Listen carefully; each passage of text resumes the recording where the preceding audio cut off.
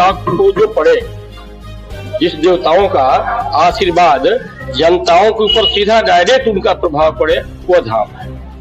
तो यानी कि इस गांव पर अब प्रकृति का सीधा आशीर्वाद, बिल्कुल सीधा आशीर्वाद इस गांव के जन जन पर, गांव के इर्द गिर्द के या समस्त भारतवासी सनातन धर्मावलंबियों के ऊपर इस भगवान यज्ञ नारायण की कृपा और इस भगवान भोलेनाथ की कृपा सबके ऊपर बरसने वाली है और बरस रही है, पहले से भी, वर्तमान में और भविष्य में भी बरसने वाली है।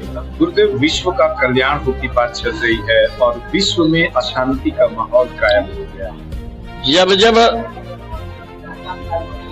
देश में या प्रदेश में या अराजकताएं, यह एक नियति का प्रभाव है कि जहां धर्म होगा वहां अधर्म भी होगा, और जहां अधर्म होगा वहीं धर्म की स्थापना भी होगी। अधर्म नहीं होगा तो धर्म की स्थापना कैसे होगी?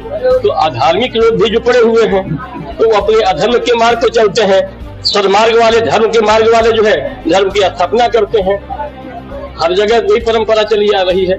और जब धर्म की हानि होती है तब जो है भगवान यज्ञ नारायण के रूप में आते हैं और जन का कल्याण करते हैं। गुरुदेव, लास्ट पंक्ति है श्रीमद् भागवत गीता के एक श्लोक की, वो एक ही लाइन बताते हैं, धर्म संस्थापनार्थाय संभवामि युगे युगे। अब इस युग में इस संसार को कौन संभालने आ रहा है? इस युग में इस संसार को संभालने के बाद यज्ञ नारायण के पास ही वो क्षमता है कि इस संसार को संभाल करके आगे बढ़ा सकते। यज्ञ नारायण का देखिए, हमारे यहाँ रामचरितमानस में एक चौपाई है कि द्विजभो जन्मक होम सराधा ते पर जाहि करहु तुम बाधा। भगवान को पुष्ट होने का 4 मार्ग है, द्विज भोजन, ब्राह्मणों का भोजन, मख, यज्ञ, होम और श्राद्ध।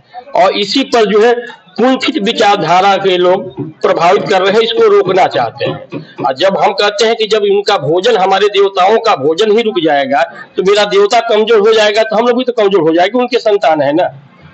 तो इन चारों चीजों का जहाँ वृद्धि होगा वहां भगवान पुष्ट होंगे, और भगवान पुष्ट होंगे तो जनता भी पुष्ट होगी, उनके जो परमपिता परमेश्वर पुष्ट होंगे तो उनके संतान जो हमारे जो सनातन धर्मावलंबी हैं वो भी पुष्ट होंगे। श्रद्धालुओं के लिए यहाँ इस यज्ञ विधि से क्या संदेश देना चाहते हैं? बस सनातन धर्म की ध्वजा को ऊपर उठाएं और शैक्षणिक योग्यता को बढ़ाएं और समाज में एकता और अखंडता को कायम रखें और सनातन धर्म की जयकार करते रहें। ईश्वर आप सभी का कल्याण करते रहेंगे।